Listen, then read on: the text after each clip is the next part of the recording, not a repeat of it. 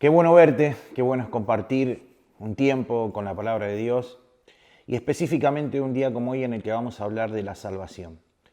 Podemos tener ideas generales de algunos aspectos doctrinales, desconocer otros porque son complicados, controversiales, pero el tema de la salvación es sustancial para nuestro crecimiento espiritual. No podemos entender otros aspectos de la palabra si no entendemos la centralidad de la muerte de nuestro Señor Jesucristo para salvarnos. Hay términos, hay cosas que vamos a ir aprendiendo, por lo menos en su esencia, para poder captar el mensaje de salvación de nuestro Señor Jesucristo. La historia de la humanidad empieza en el jardín del Edén, con Adán y Eva. Creo que todos desde chiquitos conocemos esta historia. Por ahí hay algunos conceptos que están más vinculados a cuestiones que armaron hombres que a la esencia de la Biblia, pero sustancialmente todos sabemos que el hombre desobedece a Dios y peca, y esto causa una separación de Dios. Porque dice la palabra que todos pecaron y todos estamos destituidos de la gloria de Dios. Es decir, que el pecado no es solamente un acto que cometieron Adán y Eva, sino que toda la humanidad, vos, yo, todos los que nos precedieron y los que nos van a suceder, pecaron y pecamos. Y estamos destituidos de la gloria de la presencia de Dios. Esto dice la palabra. Y en otra parte de la palabra, voy a tratar de no decirte en qué versículo estás, de última tomalo como una forma para poder estudiar mejor la palabra. Dice que la paga del pecado es la muerte. Entonces, si todos pecamos y la paga del pecado es la muerte, tenemos como consecuencia irremediable la muerte y la separación absoluta de Dios, lo cual representa no tener sentido ni esencia de vida. Entonces, se produce esta rotura, se produce este vínculo roto entre la relación del Señor y nosotros, y la consecuencia del pecado se manifiesta con lo que se llama el pecado original. No existe, dice la palabra, justo ni aún uno. No hay nadie que pueda presentarse delante de Dios y decir, Señor, yo puedo estar delante de tu presencia porque no he cometido ningún pecado y porque realmente he podido superar todas las tentaciones de mi vida. Porque para entender por qué hay una separación de Dios con el pecado y entender por qué la paga del pecado es muerte, hay que entender también que dentro de la esencia de la cualidad de Dios está la santidad. Dios no puede mezclarse, Dios no puede participar de lo que no es santo. Y el pecado, cuyo significado quiere decir errar al blanco, no darle al objetivo por el cual fuimos creados, entonces nos aleja de la presencia gloriosa de Dios y por ende de su santidad. Entonces, no hay más remedio, no hay más remedio. Mejor dicho, sí lo hay. El Señor dice que sin derramamiento de sangre no hay remisión de pecado. Y esto es una revelación universal para toda la humanidad. Si usted se pone a analizar profundamente todas las culturas que vivieron en este suelo de tierra, todas las tribus y aún incluso las más elementales, las más básicas, que apenas conocían el lenguaje y algo de escritura, entendieron este concepto que seguramente ha sido una revelación dada por sus antepasados, que viene de la misma manifestación del remedio que Dios requería. La remisión del pecado tenía que tener sí o sí derramamiento de sangre. Entonces vemos distintas culturas, vemos distintas tribus antiguas que obviamente tergiversando este concepto llegaron a cosas aberrantes, como el sacrificio de niños, como la muerte de sus enemigos cortándole la cabeza, como una ofrenda a un Dios que necesita ese derramamiento de sangre para poder salvar al hombre, para poder limpiar sus pecados. Ahora, esto es cierto, no en la forma en que el hombre lo interpretó, porque muchos de los errores que comete la humanidad no tienen que ver con que Dios no nos dejó con revelación o que nos dejó a la deriva, sino que nosotros malinterpretamos, mal usamos y a veces hacemos cosas erróneas con lo que Dios nos dio en su infinita sabiduría como cosas buenas. Entonces, roto ese puente entre la relación del hombre con Dios, se produce una grieta, se produce la separación del hombre con Dios. Y la remisión de los pecados a través del derramamiento de sangre lo establece también la misma nación judía y es una constante durante todo el tiempo hasta que viene el hombre perfecto. La Biblia habla del segundo Adán. La Biblia habla de nuestro Señor Jesucristo, que es nuestro Salvador. Nuestro Salvador. De hecho, Jesús quiere decir Salvador. Porque Él, en su muerte, que era la única manera de redimir el pecado de la humanidad, nos justifica delante de Dios, nos perdona, nos hace aceptos delante del Padre, dice la palabra, y Jesucristo es el vínculo, el puente que vuelve a unir al hombre con Dios. Por eso Él es nuestro Salvador, porque nos salva de la condenación eterna que significa vivir una vida separada de Dios y cuyo único destino es la muerte eterna. Cristo murió para que nosotros tuviéramos vida. Y dice la palabra que en ningún otro hay salvación, porque no hay otro nombre en el cielo dado a los hombres en quien podamos ser salvos. Entonces hay un único Salvador y ese único Salvador es Jesús, porque Él cumple perfectamente la demanda de Dios para establecer ese vínculo y acercamiento con el hombre. Él es el Cordero Santo. Él es el que derrama su sangre para remisión de pecados de muchos. Y no hay otro. Él es el Cordero perfecto. Él es el Cordero de Dios que quita el pecado del mundo. Así lo anunció Juan el Bautista cuando fue a bautizarse. Entonces, en Cristo nosotros encontramos salvación. No encontramos salvación en ningún otro ni en ninguna otra cosa. No es la religión la que te salva, no es la iglesia la que te salva, no es un santo el que te salva, no es otra persona que no sea nuestro Señor Jesucristo. Porque Él, sin pecado y sin mancha, Él pudo establecer de nuevo esa relación con Dios y hacer que la gloria de Dios venga sobre nuestras vidas, porque Él nos compró, esa sería la palabra. Yo después voy a hablar de algún término que significa esto. Y desde el momento que somos de Él, nosotros pasamos a ser como Él. Dios nos ve como ve a nuestro Señor Jesucristo, por lo que Él hizo, no por lo que nosotros hicimos. Y la fe, dice la palabra, eso es algo muy importante, dice que la fe, o mejor dicho, la salvación, no es por obra, para que nadie se gloríe, sino por creer en lo que hizo nuestro Señor Jesucristo. No es por obras, no podemos llegar con nuestras obras, es imposible, pero sí podemos decir, Señor, yo creo que vos moriste por mí en la cruz del Calvario.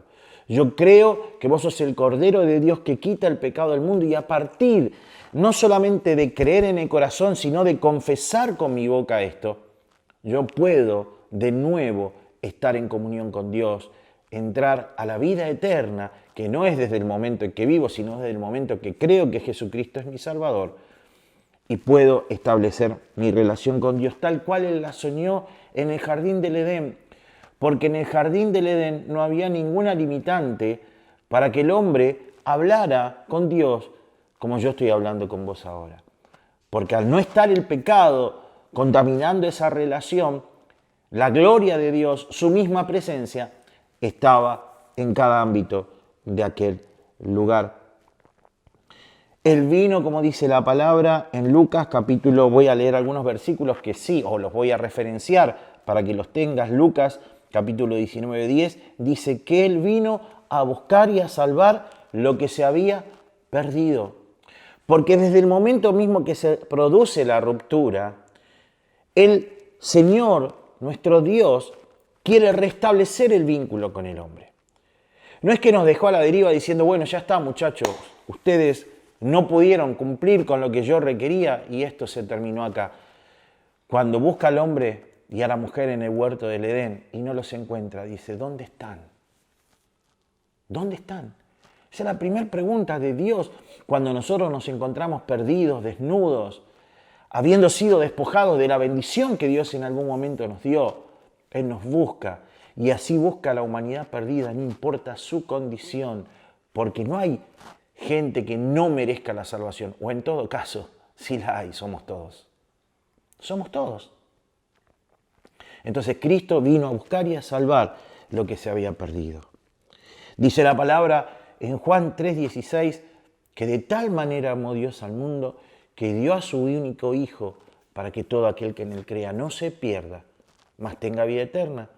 Y en el versículo 17 porque dice, no vino el Hijo del Hombre a condenar al mundo, sino a que el mundo sea salvo por él. La salvación la establece una sola persona, nuestro Señor Jesucristo, y es para toda la humanidad, sin excepción de raza, sin excepción de religión, sin excepción ninguna, ni siquiera del alto nivel de pecado. Así que vos, que a lo mejor decís, yo nunca maté a nadie, yo nunca violé, yo nunca robé, nunca hice cosas tan grandes ni tan terribles, como aquel más malo que podés conocer o concebir por la historia o porque tal vez tuviste alguna persona conocida. Ninguno de nosotros merecemos la salvación, pero Cristo murió por nosotros. Él dice en Marcos capítulo 10, versículo 45, que Él vino a salvar y a dar su vida en rescate. Él nos vino a rescatar. Él nos vino a sacar del fuego de la condenación eterna a la cual irremisiblemente vamos si no entendemos que Jesucristo es nuestro Salvador. Entonces, muertos en nuestros delitos y pecados, empezamos a ser reconciliados por esa muerte en la cruz del Calvario. Y creemos también como cristianos evangélicos porque creemos que la fuente de nuestra verdad está solo y únicamente en la palabra de Dios, en la Biblia. No creemos en que la iglesia con sus dogmas y sus ideas, por más de que sean buenas, establezca una pauta para salvar a la humanidad. No creemos en otro libro ni en ninguna otra filosofía, sino solamente en la palabra que dice que Jesucristo una sola vez y para siempre fue el sacerdote y fue la ofrenda perfecta delante de Dios. Una sola vez. No hace falta que Jesucristo sea crucificado constantemente, porque Él ya lo hizo una vez y para siempre. Porque Él derramó hasta su última gota de sangre. El sacrificio de Él fue el holocausto más perfecto. Ese olor fragante que decía la Biblia que el Señor necesitaba para poder satisfacer su demanda de santidad. El Evangelio es el poder de Dios para salvación. Entonces, la salvación la encontramos en Cristo y manifiesta esa salvación el mensaje de la palabra de Dios. Por eso es importante que vayas incorporando conocimiento para que vos sepas dónde estás posicionado, que ya no estás muerto en tus delitos y pecados, que ya no estás lejos de la presencia de Dios. Como dice también otro versículo, que Dios no está lejos de vos, que no es un Dios distante, un Dios lejano, un Dios impersonal, que maneja como en una computadora todas las cosas de este mundo y que vos sos solamente un número para Él. Él te ama. Ese es el motivo principal por el cual Él nos salvó. Y el Evangelio es poder de Dios para salvación. Entonces, aprender la palabra de Dios, aprender la Biblia, esto que estamos haciendo, este curso de discipulado, no es para que generes un conocimiento intelectual que te permita decir, uy, mirá cómo conozco la Biblia, sino para que lo que portes en tu vida sea una palabra de salvación para muchos. Porque así llegó a mi vida también la palabra, así llegó alguien que me habló, con el cual estuve Ayer tomando un café, mi hermano Marcelo Militelo, que conocíamos desde chiquito, nos conocíamos desde chicos, pero él un día me presentó la palabra, él un día me presentó a Cristo, él un día me llevó a los pies del Señor y yo entendí y reconocí que necesitaba salir de la muerte y de la separación de Dios. Tenía solamente 17 años, pero ya una vida sin Cristo, por más de que tenía todas las fuerzas físicas y las capacidades intelectuales bien preparadas para el desarrollo de mi vida, no tenía ningún objetivo ni ninguna cosa que me moviera a algo importante. Pero me presentaron el Evangelio, me presentaron la salvación, me presentaron a Cristo, en definitiva. Y entendí que la gracia de Dios me daba acceso a la salvación. Porque hay dos cosas que también tenemos que aprender, y tenemos que aprender muy bien, y son dos términos muy conocidos y que vas a encontrar permanentemente en la Biblia. Es la misericordia y la gracia de Dios. La misericordia de Dios quiere decir que el Señor no nos da lo que merecíamos. A ver, vamos a poner un ejemplo. Yo cometo un delito y no se me condena por ese delito que yo cometí. Eso sería misericordia. Mirá, vos merecés tantos años de cárcel, pero hay una licencia gubernamental o lo que fuere, una amnistía, muchas veces le dicen, que no hace que yo no tenga que cumplir la pena que merecía mi delito. Eso es misericordia. Pero hay algo que es gracia, y por gracia somos salvos.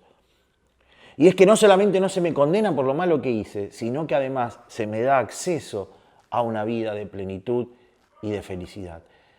Es como si yo, habiendo hecho algo malo, no solamente no soy llevado a la cárcel, sino que además se me da la posibilidad de regenerar mi vida y se me da todas las cosas necesarias para que yo pueda vivir una vida en plenitud. Una casa, un auto, la posibilidad de disfrutar, de viajar, de conocer y de estudiar.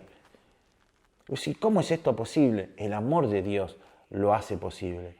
Y el amor de Dios, que tiene esa gran misericordia, que no nos paga conforme a nuestros pecados, también nos da la posibilidad de disfrutar en su gracia de toda la bendición que el Señor Jesucristo abrió para nosotros, entre las cuales, como primera y muy importante, está la salvación de nuestra alma y de nuestra vida, de la condenación eterna.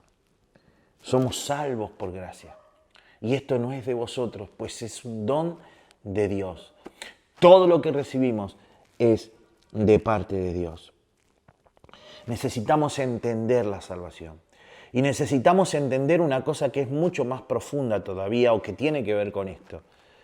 No solamente entenderlo, sino también desterrar de nuestra mente ese pasado que nos condena. Porque dice la palabra en el Salmo 103, versículo 12, que Él echó lejos nuestras transgresiones. Y en Isaías 44, 22 dice, he disipado todas tus maldades. Dice la palabra que si nuestros pecados fueran rojos como el carmesí, Él los haría blanco como blanca lana, como la nieve. El Señor nos ama.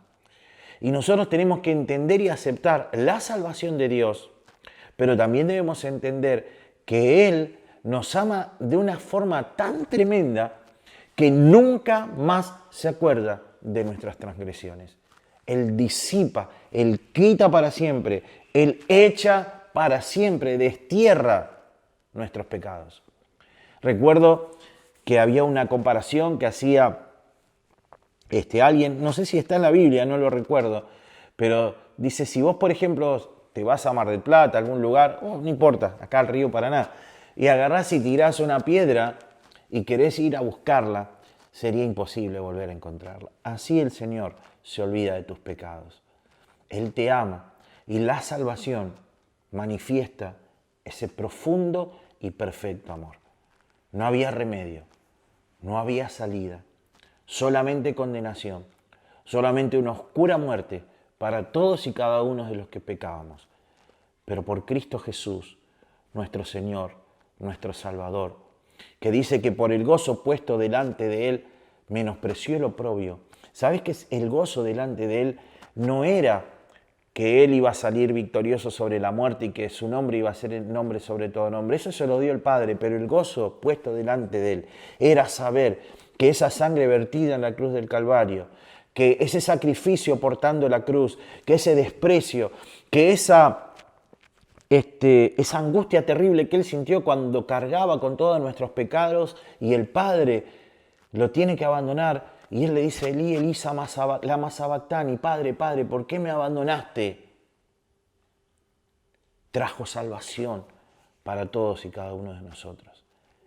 Claro que él como hombre dijo, Señor, si tú lo crees posible, pasa de mí esta copa. Pasa de mí esta copa. El sacrificio era grande, pero lo hizo. Lo cumplió hasta el final. Y nosotros podemos vivir una vida en plenitud. Por eso, muchas veces la religión te obliga a vivir de una determinada manera para agradar a Dios.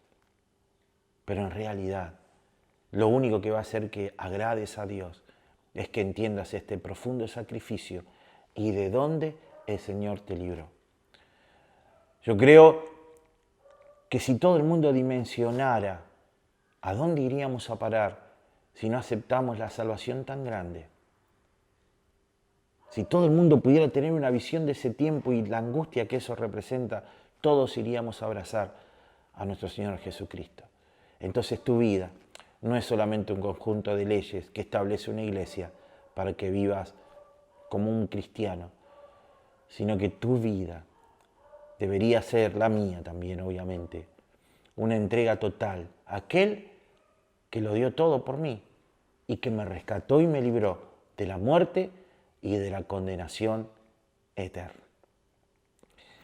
Central y hermosa esta palabra que podemos compartir en esta tarde. Soy un maestro que tiendo a ser predicador y espero que no solamente entiendas este mensaje desde el punto de vista de comprender la salvación, sino que también la atesores como el regalo más precioso que Dios nos dio. Que Dios nos dio, porque juntamente con la salvación, con la muerte de nuestro Señor Jesucristo, nos dio también todas las cosas. Vamos a descansar un ratito, 5 minutitos. Vos tenés la opción de hacerlo o no, pero yo voy a prepararme un poquito para la segunda parte y la conclusión final de lo que estamos estudiando. Que el Señor te bendiga.